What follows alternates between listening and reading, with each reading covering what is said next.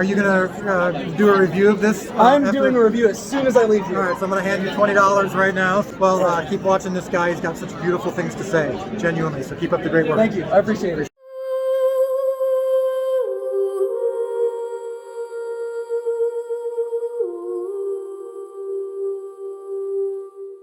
Thanks to a gracious gift by my buddy Brandon Snipe, I got to make the last-minute trip up here to the Teal Carpet premiere party for The Chosen Season 3, Episodes 1 and 2 at the Fox Theater in Atlanta, Georgia. And what I want to do in this video is I want to give you a brief recap of the event itself and then also a spoiler-free review of The Chosen Season 3, Episodes 1 and 2. And don't worry, I will come back later this week and I will give a spoiler-filled discussion on these two episodes once they have been released in theaters on November 18th, which, if you haven't bought your ticket yet, be sure and go do that because we need people to go see this stuff. But that being said, this is going to be a very brief, spoiler-free discussion, and I want you to go down in the comments and let me know how excited you are for this, what theater you're going to go to, when you're going to see it, how many times you're going to go see it, and let me know what type of things you are anticipating. If you were at this event and you have already seen it, please do not put spoilers in the comments down below. Save that for later on in the spoiler-filled discussion. That all being said, let's talk about this event because I originally was not planning on being able to actually come to this, but last minute, just earlier last week, Brandon texted me and he was like, hey, I've got an extra ticket, do you want to come? And I said, absolutely, and so I was able to make it work. I took a day off work. I flew up here at 6 o'clock this morning, or I guess 6 o'clock yesterday morning because it's past midnight where I'm at right now. And I flew up here and I kind of spent the day with Chris Durbin and Brandon Snipe and just we hung out. We did some other stuff, other YouTube things. And then eventually we got all dolled up, we got all snazzy, and we went to this event. And it was just a really, really cool experience. Going there, it was cool because, you know, the cast was there, the crew was there, everybody was there, and we got to interact with them, we got to talk with them, we got to do interviews, we got to do different stuff like that. I wasn't part of the press. Mr. Snipe, my buddy, he was part of the press, and so he actually got to do full interviews, but I got to talk to some people here and there, and it was actually really cool. I also got to meet some people who watch this channel, which was really neat, and I thought that was so cool. That's actually one of the first times where I've actually gotten to interact with some of y'all who I've only known through a screen. And so it was actually really cool for me to actually get to put a face to the people that I've interacted with on the screen, and I just thought that was really, really special. But I also want to talk about just the atmosphere of watching the show together, because later on I've been making a vlog for the entire day just documenting this trip, and so later on I will post another video where I actually just, you know, show you what the event was like, because I thought that'd be kind of fun to share with y'all, and so I made a vlog. But I do want to just talk and reflect on how cool it was to sit with fellow Chosen superfans and just watch these episodes together, because if anything, I think this serves to highlight why you should buy tickets to go see this in theaters when it comes out, because it was such a unique experience to just get together with a bunch of people and watch this show that we know and love on this big screen, but we got to see episodes we haven't seen yet. And it was so cool because the entire room, the entire auditorium, thousands of people would just break out into applause at the same time, to where sometimes you couldn't even hear what was going on because the applause was so loud. I was like, hey guys, calm down. We need to pay attention to the episode. But obviously that's because I make YouTube videos, so I need to pay extra close attention. But then there'd be other times where they were just guffawing in laughter and everybody was just having a great time. And the entire atmosphere of the entire night was just absolutely fantastic. The Fox Theater, really cool. If you've never been there, go check it out. This thing was so cool. It was almost like a step back in time, and I just really, really enjoyed that aspect of things as well. But that's really all I wanted to share about that. I just thought it was a really unique experience. I'm really glad that I got to go do that. So thank you, Brandon Snipe, if you were watching this. Thank you so much for inviting me and extending that invitation. It means a lot to me, and I really do appreciate that. And if you're not subscribed to the Snipe Life YouTube channel, be sure to go over to the Snipe Life, like their videos, subscribe to their channel, turn on notification bells, because they've got some really good stuff on that channel. That all being said, let's talk a spoiler-free review of The Chosen Season 3, Episodes 1 and 2. I have to unlock my screen here because I've got notes over things that I want to cover. All right. I can't talk plot points. I can't do it because I've seen this early because it's not coming out to theaters till the 18th. And so, no plot points here, no spoilers, but I will say that The Chosen is back and better than ever. The way I view it is this. Season 1 of The Chosen was really good, but the main thing that we got from Season 1 is that Christian entertainment can actually be done really, really well. Season 2 continued that trend, and I think that what we see in Season 2 is that it wasn't just a one-off thing, but actually it can be done well consistently. So Season 1 established that you can have good Christian content. Season 2 developed that further by showing that it can actually be consistently good. And I think now with Season 3, we have gotten to the point with The Chosen where we just know what to expect, and we're just expecting them to get better and better and better. And that's exactly what we see in episodes 1 and 2 of this season. It's everything you love about the show, but heightened. The cinematography is better. The acting is better. The humor is better. A lot of the different stuff that we've loved so much about The Chosen is even better now. A lot of people really like the show because of how it characterizes the different characters that we've grown to know and love over seasons 1 and 2. Well, now that we've grown to know and love them so much more through those 2 seasons, now that we're in season 3, we get to really pinpoint, laser focus in on them, and we get to see the development of their characters in ways that are extremely relatable to modern audiences, right? We look at this, and now that we've been tracking with these people, we know their backstories, we know where they come from, we can see ourselves in them because they are going through the same process of sanctification that we as Christians are trying to go through in our own lives. And they have struggles and they have difficulties, but they also have really good and beautiful moments of reconciliation and stuff like that. And so that in and of itself is just really, really cool. Typically, I am not watching The Chosen trying to be like, ooh, which character do I relate to the most? But we're at this point in the show where I know that that's how a lot of people watch this, and so I was watching it through that lens just during these 2 episodes, and they just did an absolutely fantastic job.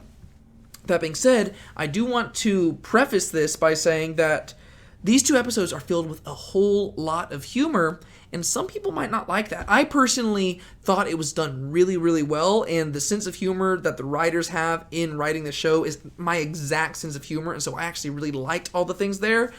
But if you haven't been a big fan of the humor in the first 2 seasons, that might be a turnoff for you in these 2 episodes, because there is a whole lot of humor and there's a lot of little running gags going on. But it's not stupid humor. It is clever humor, and it's kind of funny humor, and in many ways it is modern humor, but it's through situations that transcend time, right? It's like things that are just consistently funny, no matter whether you're in the modern day or in the first century. There's a lot of different humor throughout this, and I thought it was great, and the audience that I was with seemed to also think it was absolutely fantastic because they were just laughing like belly laughs throughout the whole thing. That being said, it's also not a comedy, right? Because The Chosen does a really good job at this, where they tiptoe the line to where they lace humor through there, but it doesn't overtake it to where it just becomes a comedy to where it's just distracting.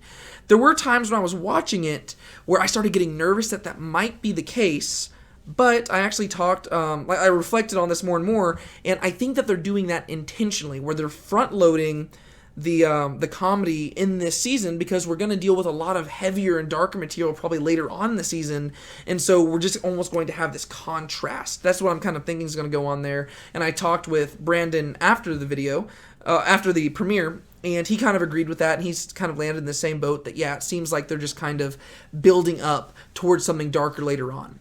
And I also want to clarify that all because there is humor throughout these episodes does not mean that there aren't intense moments and difficult moments to process. I mean, people were weeping because just like The Chosen has done in seasons 1 and 2, there are very heavy moments that are very character-centric, character-driven moments where you just see these characters placed in difficult situations and you're weeping with them. And it could be weeping in sadness, it could be weeping in joy. We see both of those. And so the same things that you saw in the previous 2 seasons is advanced even further here. You have better comedy and you have better character moments. And so it really seems like these 2 episodes are the epitome to me of why I like The Chosen so much. Another thing that I want to mention is that, and this isn't a negative at all, because it's just a parallel that I noticed between the season premieres of season 2 and season 3. I mentioned back in my season 2 reviews that the episode 1 of season 2, the opening episode, it kind of seemed structured kind of weird. And the main reason I mention that is because the Gospels themselves in the Bible, they're not really designed in a multi-season format, right? They're more episodic in nature, and so they don't really have like these climactic moments. It's really all just building up towards the crucifixion.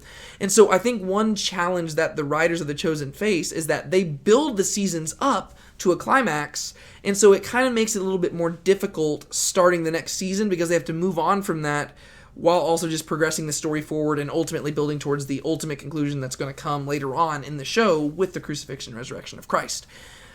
That being said, Season 2, Episode 1 is one of my favorite episodes of The Chosen, and so I don't think that the wonky structure there was in any way negative. I actually thought it was kind of refreshing, and that's the same case here with Season 3, Episode 1, because once again, the structure is kind of weird, and it almost feels like there's two different stories going on. It feels like the episode can almost be two separate episodes, but I still think that they did a really good job at how they handled it, and I think it just makes sense given the nature of the story that they're trying to tell. It seems like in general the opening episode is going to be structured a little bit differently, and that is not necessarily a negative thing. That is just me just commenting on how the structure is different in this show versus any other typical show. But The Chosen isn't your typical show. It is different, and I would say it is better than most shows that we watch, and so it's not really problematic to me at all. I really liked both of these episodes. Episode 1, Episode 2, I don't know which one I liked better. I'm going to have to rewatch this. I'm going to have to go back. I'm going to go see it on Friday, and I might be seeing it again on Saturday in theaters. And the main reason I want to see it multiple times is because I want to talk with y'all about it, and I want to actually have spoiler discussions. Eventually, I will go back, and I will do in-depth episode breakdowns, and I will do all that for all this stuff in Season 3. But I'm trying to think if there's anything else I need to mention. I've been trying to be very vague here, but just to name some characters, we got a lot of good Jesus moments, got good Judas moments, good Matthew moments, but these are all things that are in the trailer. I'm trying to replay the trailer in my head to think what I can exactly mention that won't be a spoiler, but we just have some really good moments in here that I cannot wait to go. Well, I'm going to have to wait, but I don't want to wait when it comes to seeing these episodes again, because watching them once was not enough for me. There's also just very subtle moments. That's one thing that the writers do a very good job at is nuance, right? They have things that are explicitly stating scripture, right? And that's not nuance, because it's literally just regurgitating scripture.